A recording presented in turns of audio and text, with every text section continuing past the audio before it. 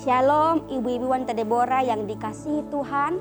Pada hari ini kita kembali beribadah dan sebelumnya kita akan berdoa. Mari kita tundukkan kepala kita akan berdoa bersama-sama. Bapa yang baik, Bapa yang kami sembah di dalam nama Tuhan Yesus, kami bersyukur Tuhan untuk kesempatan hari ini kami boleh beribadah. Dan saat ini Tuhan kami akan mendengarkan kebenaran firman-Mu. Berbicaralah kepada kami Tuhan dan kami siap mendengarnya. Urapi hamba-Mu Tuhan agar hamba-Mu ini Tuhan dapat menyampaikan apa yang menjadi isi hati-Mu dan apa yang menjadi kehendak-Mu dalam kehidupan kami. Terima kasih Tuhan Yesus, di dalam nama Tuhan Yesus kami berdoa. Haleluya. Amin. Pertama-tama saya mengucapkan terima kasih kepada Ibu Gembala yang sudah mempercayakan saya untuk menyampaikan kebenaran firman Tuhan pada hari ini.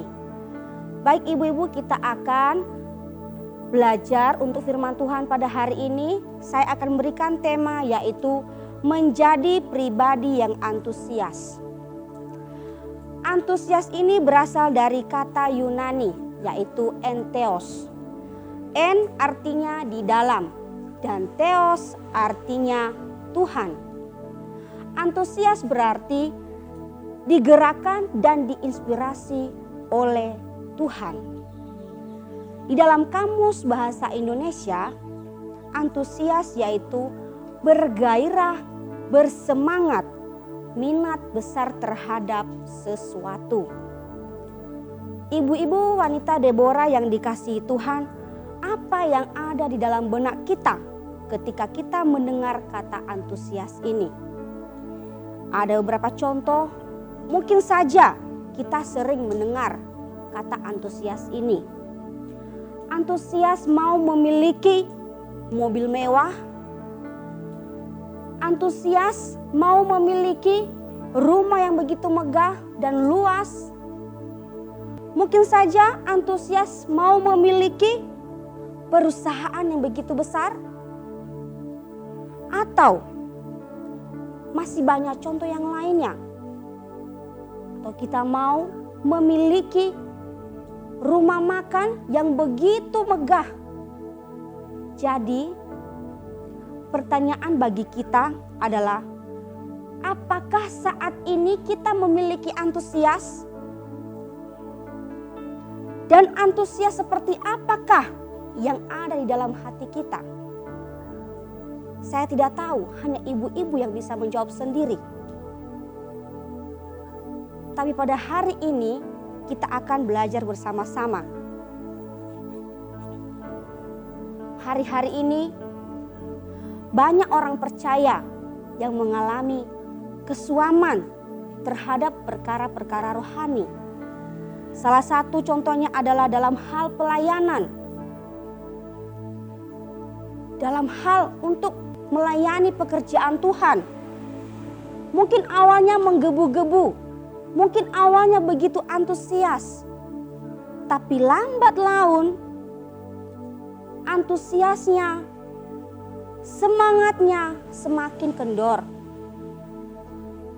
Mungkin saja banyak hal yang menjadi penyebabnya. Di antaranya mungkin kita kecewa dengan hamba Tuhan, kita kecewa dengan gembala, kita kecewa dengan rekan sepelayanan kita, atau sudah merasa malas untuk melayani Tuhan, ataupun kita kurang dihargai, atau karena sibuk dengan pekerjaan kita, hobi kita, atau karena faktor umur yang semakin tua, atau masih banyak yang lainnya ibu-ibu. Tapi ayat ini berkata bahwa di dalam Roma pasal 12 ayat 11 berkata, janganlah hendak kerajinanmu kendor, biarlah rohmu menyala-nyala dan layanilah Tuhan. Ayat ini mengingatkan kita tetap melayani, tetap semangat untuk melayani pekerjaan Tuhan. Ibu-ibu wanita Deborah Hagios yang dikasihi Tuhan, dalam hal apa kita antusias? pada hari ini kita akan membahas yang pertama, yaitu antusias akan Allah.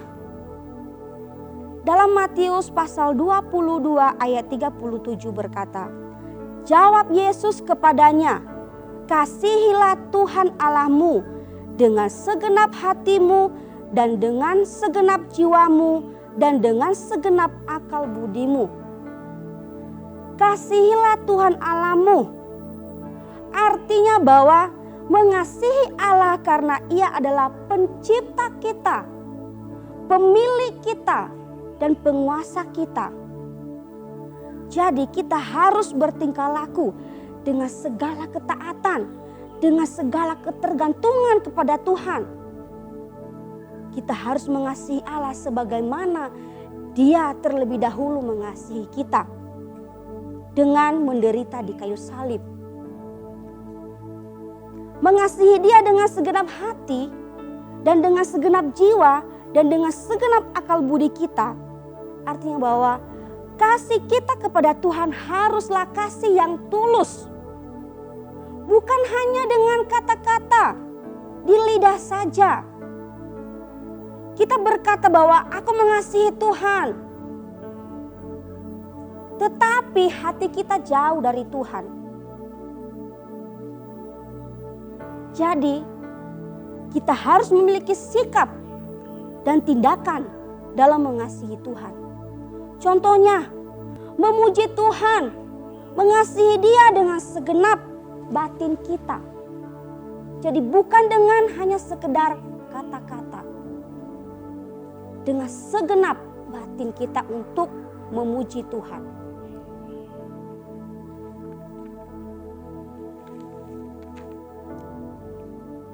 Kita harus mengasihi Tuhan lebih dari segala yang lain. Hati harus menyatu dalam mengasihi Tuhan. Tidak boleh terbagi-bagi. Jadi harus fokus kalau mau kita mengasihi Tuhan. Mari ibu-ibu wanita Deborah, Hagios yang dikasihi Tuhan, mengasihi Tuhan dengan memiliki sikap menghormati dan menghargai Tuhan dengan cara datang beribadah tepat waktu, dengan segenap hati, rindu mau bertemu dengan Tuhan, selalu ada di dalam hadirat Tuhan, dan memiliki sifat untuk mempraktekkan firman Tuhan. Ibu-ibu, mari tingkatkan antusias kita untuk Tuhan, untuk mengasihi Tuhan. Poin yang kedua, antusias akan sesama. Dalam 1 Petrus pasal 4 ayat 8 berkata, tetapi yang terutama, kasihilah sungguh-sungguh seorang akan yang lain, sebab kasih menutupi banyak dosa. Sebagai orang percaya harus saling mengasihi. Kasih kita kepada orang lain tidak boleh dingin, tetapi kasih kita harus tulus, kuat, dan bertahan lama. Dalam hal ini, Petrus tidak berbicara sembarang kasih. Tetapi Petrus sedang berbicara bahwa kasih yang paling luhur, kasih agape, kasih yang tidak menuntut balas, kasih yang tidak mementingkan diri sendiri.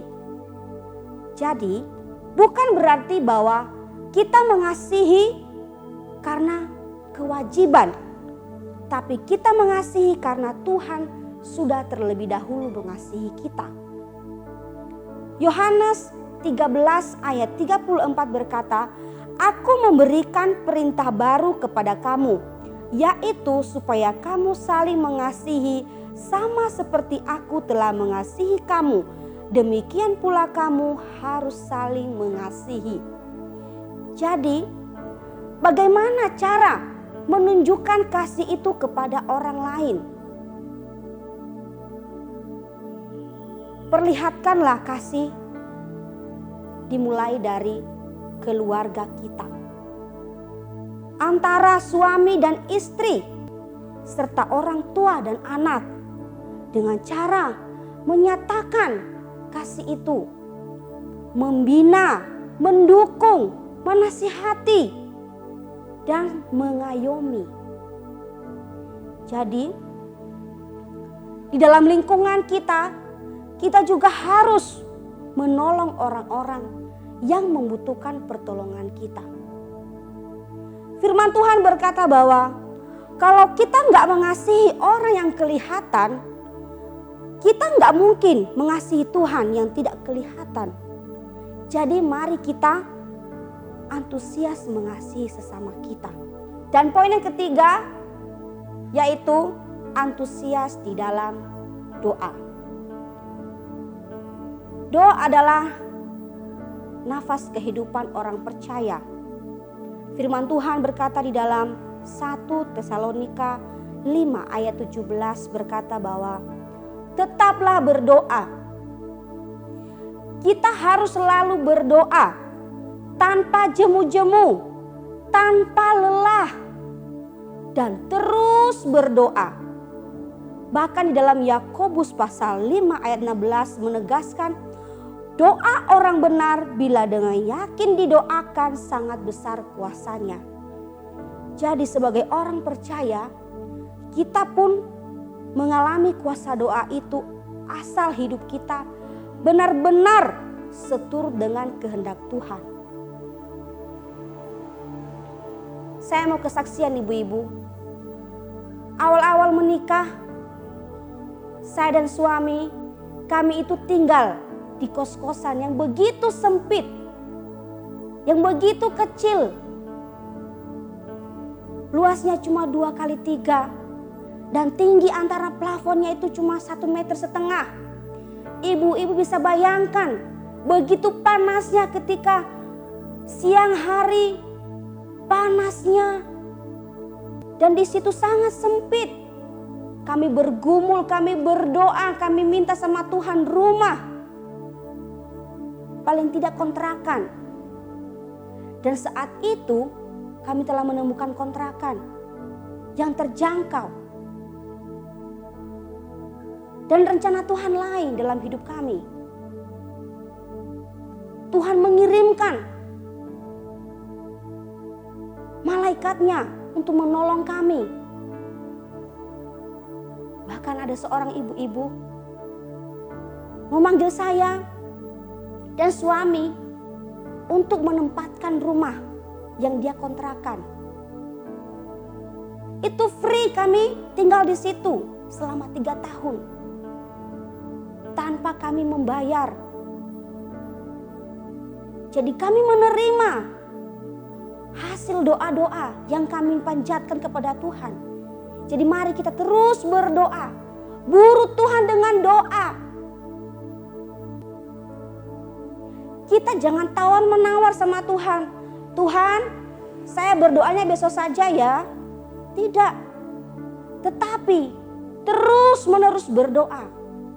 Di dalam Matius pasal 7 ayat 7 berkata bahwa mintalah maka akan diberikan kepadamu. Segala yang kita gumulkan atau butuhkan semuanya ada dalam tangan Tuhan. Yang perlu kita lakukan adalah meminta dalam doa. Dengan iman, dengan penuh kepercayaan bahwa Tuhan sanggup memberikan terbaik untuk kita. Jadi ketika kita berdoa, mari kita berdoa dengan sepenuh hati, dengan sungguh-sungguh meminta. Mari ibu-ibu, wanita yang dikasihi Tuhan, untuk kita tetap mempertahankan antusias kita yang benar di hadapan Tuhan. Baik untuk sesama kita, di dalam doa-doa kita, dan terus melekat dan bersekutu dengan Tuhan.